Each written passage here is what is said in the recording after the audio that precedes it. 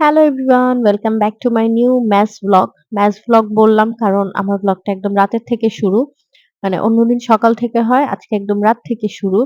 So এখানে হুররাম madam আমাদের একটু অসুস্থ ছিল। ম্যাডামের একটা ছোটখাটো সার্জারি মতো হইছে। সো ম্যাডাম এখানে বসেছিল আর খুব মুড নিয়ে বসেছিল, কারো দিকে তাকাচ্ছিল না। সো আমি ওকে একটু ডাকাডাকি করলাম, দেখলাম যে না আমি ডাকাতে একটু রেসপন্স করলো। আর এখানে আমার ২ টা ছেলে মানে জাস্ট বাবাকে পেয়ে মানে পাগল বানায় দিতেছে।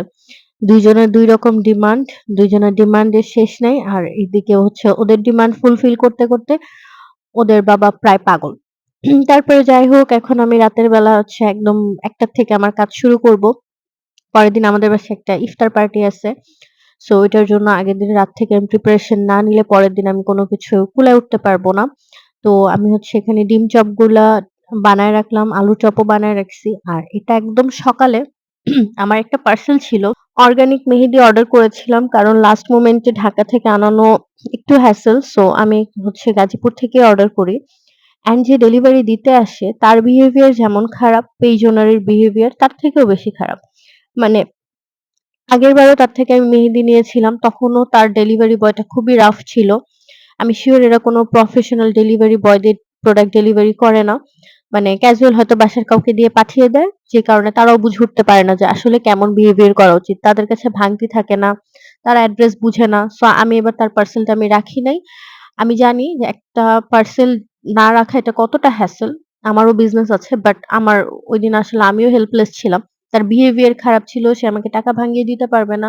আমি ট্রাই করলাম টাকা ভাঙানোর, সেটাও হলো না। সো আমি তার পার্সেলটা রাখি নাই।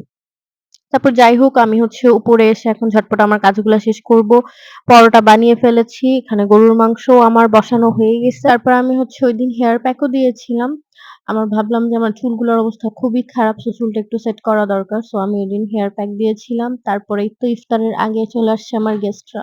কিন্তু ভাইয়া এখানে মিসিং ছিল। ভাইয়া ইফতারের পরে আমাদের সাথে জয়েন করছে। অ্যান্ড সি মাঝখানে আমার আরহাম বাচ্চা, মাশাআল্লাহ ইফতারের আগে হচ্ছে তার খেজুর লাগে। তার খেজুর অনেক পছন্দ। সো এখানে বসে, বসে হচ্ছে ও খেজুর খাচ্ছিল। আর এখানে আমি আমার পরোটাগুলা ভেজে আ সবকিছু হচ্ছে রেডি করে ফেললাম। আর এই তো নিচে সবকিছু নিয়ে রেডি। আর বাচ্চা-কাচ্চা নিয়ে বসলে যা হয় আরকি, খুব বেশি কোনো কিছু সেট করা যায় না। উল্টা-পুল্টা কিছু না কিছু একটা করতে থাকে। তারপর এটা হচ্ছে একদম রাতের দিকে আরহামকে ওর চাচ্চুর কাছে দিয়ে আমি একটু রিল্যাক্স করছিলাম। আমার পা ওইদিন অনেক ব্যথা ছিল। So thanks for watching. এটাই ছিল আমার আজকের ছোটখাটো একটা ব্লগ। বাই।